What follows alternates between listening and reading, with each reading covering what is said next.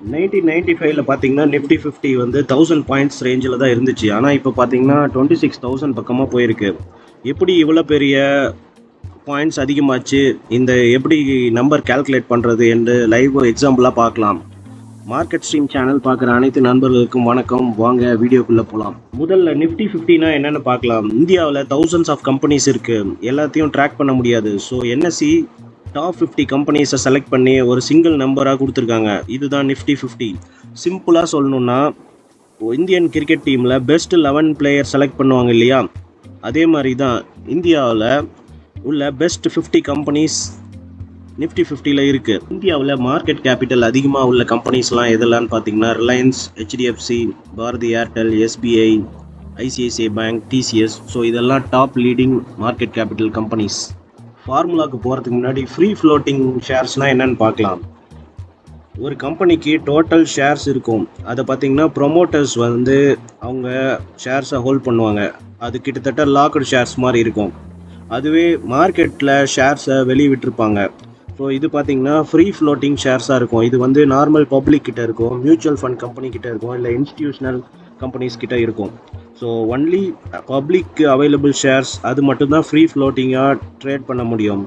Nifty calculate பண்ணுறதுக்கு இந்த free floating shares மட்டும்தான் யூஸ் பண்ண முடியும். பர்சனலாக நான் சொல்கிறது, இந்த கான்செப்ட் தெரிஞ்சவங்க மார்க்கெட் எப்படி மூவ் ஆகுதுன்னு ரொம்ப ஈஸியாக புரிஞ்சுக்குவாங்க. இப்போ எக்ஸாக்ட் ஃபார்முலா பார்க்கலாம். ஃபார்முலா ரொம்ப சிம்பிள் தான். Nifty value equal to current free floating, அதாவது இப்போ எவ்வளோ கரண்ட்டாக பப்ளிக்கு ஃப்ரீயாக ட்ரேட் ஆகிற shares divided by base market capital. அதாவது 1995ல் ஸோ அந்த டைமில் இண்டெக்ஸ் வேல்யூ பார்த்திங்கன்னா 1000 தான் இருந்துச்சு. ஸோ இதை வச்சு தான் இப்போவுமே வந்து நம்மளோட நிஃப்டியோட வேல்யூ கால்குலேட் பண்ணுறாங்க. இந்த ஃபார்முலா வச்சு தான் இன்றைக்கான நிஃப்டி 50 வேல்யூவை கால்குலேட் பண்ணுறாங்க. கிட்டத்தட்ட 1995ல் 1 lakh இன்வெஸ்ட் பண்ணியிருந்தா இப்போ வந்து கிட்டத்தட்ட 22 lakhs மாறி இருக்கும். அதாவது நிஃப்டி வந்து 22,000 இருக்குது. நிஃப்டி 50ல் எல்லா கம்பெனியும் ஈக்குவல் வெயிட்டேஜ் கொடுக்கறது இல்லை. நிஃப்டி 50ல் ஹெச்டிஎஃப்சி பேங்க் பார்த்திங்கன்னா கிட்டத்தட்ட 12.59% வெயிட்டேஜ் கொடுக்குது. அதுக்கப்புறம் ரிலையன்ஸு, அதுக்கப்புறம் பார்த்திங்கன்னா பாரதி ஏர்டெல், எஸ்பிஐ. ஸோ இந்த மாதிரி கம்பெனிஸ்லாம் வந்து அவங்களுக்குன்னு ஒரு பர்சன்டேஜ் ஆஃப் வெயிட்டேஜ் இருக்கும். ஸோ அதை வச்சு தான் வந்து டோட்டல் நிஃப்டி 50யோட மார்க்கெட் வேல்யூ அண்டு நிஃப்டி 50யோட இண்டெக்ஸ் வேல்யூ கால்குலேட் பண்ணுறாங்க.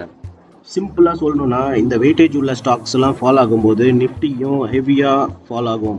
கிட்டத்தட்ட மற்ற கம்பெனிஸ் எல்லாம் வந்து ஹெவியாக ஃபால் ஆனால் கூட இந்த கம்பெனிஸ் ஃபாலோ ஆகும்போது தான் வந்து நிஃப்டியோட மூமெண்ட்ஸ் ரொம்ப பெருசாக இருக்கும். நான் பர்சனலாக சொல்லணுன்னா, டாப் 4 நிஃப்டி 50 ஸ்டாக்ஸை ட்ராக் பண்ணுங்கள்.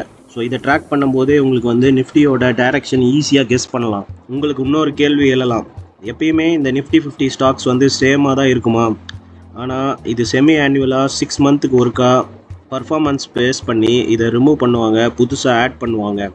ஸ்டாக் ப்ரைஸை வச்சு எந்த ஸ்டாக்கும் இதில் வந்து இன்க்ளூட் பண்ண மாட்டாங்க. பார்த்திங்கன்னா ஃப்ரீ ஃப்ளோட்டிங் மார்க்கெட் கேபிட்டல் எவ்வளோ இருக்குது, இந்த பர்டிகுலர் ஸ்டாக்கு எவ்வளோ ஈஸியாக லிக்விடேட் பண்ணலாம், அதை பேஸ் பண்ணி தான் இந்த நிஃப்டி 50 இண்டெக்ஸில் ஆட் பண்ணுவாங்க. தௌசண்ட்ஸ் ஆஃப் கம்பெனிஸ் இந்தியன் மார்க்கெட்டில் லிஸ்ட் ஆகலாம். பட் வந்து பார்த்திங்கன்னா நிஃப்டி 500ல் இதிலிருந்து டாப் 500 கம்பெனிஸ் மட்டும்தான் இவங்க செலக்ட் பண்ணுவாங்க. அதிலிருந்து large cap, mid cap, small cap, இந்த மாதிரி வேரியஸ் கேட்டகரிஸில் இந்த கம்பெனிஸை செலக்ட் பண்ணுவாங்க அவங்களோட மார்க்கெட் கேபிட்டல் பேஸ் பண்ணி. அதுக்கப்புறம் ஹைலி லிக்விடிட்டி ஸ்டாக்ஸை மட்டும்தான் வந்து நிஃப்டி 50ல் நமக்கு இன்வெஸ்ட் அண்ட் ட்ரேட் பண்ண அலோவ் பண்ணுவாங்க. ஒரு குயிக் சம்மரியாக நிஃப்டி 50 எப்படி கால்குலேட் ஆகுதுன்னு இந்த பாயிண்ட்ஸ்லாம் ஞாபகம் வச்சுக்கோங்க. இந்தியாவில் top 50 companies free floating market capital is the base line. So அதுக்கப்புறம் பார்த்திங்கன்னா ஃபார்முலா வந்து கரண்ட் கேபிட்டல், அதாவது இப்போ உள்ள capital divided by base capital into 1000 வந்து 1995ல் இருந்த இண்டெக்ஸ் வேல்யூ. அதுக்கப்புறம் பார்த்திங்கன்னா ஹெச்டிஎஃப்சி, ரிலையன்ஸ், ஸோ இவங்கெல்லாம் வந்து டாப் கான்ட்ரிபியூட்டர் நிஃப்டி 50ல். ஸோ இவங்க எல்லாமே வந்து ஷேர் ப்ரைஸ் இறங்கும் போது நிஃப்டியில் பெரிய இம்பேக்ட் இருக்கும். இந்த வீடியோ மூலிமா ஒரு புதிய தகவலை தெரிஞ்சுக்கிட்டீங்கன்னு நம்பலாம். இந்த மார்க்கெட் ஸ்ட்ரீம் சேனலுக்கு சப்ஸ்கிரைப் பண்ணுங்கள். இது ஒரு புது சேனல், உங்களோட ஆதரவு கண்டிப்பாக தேவை. நன்றி, வணக்கம், ஜெய்ஹிந்த்.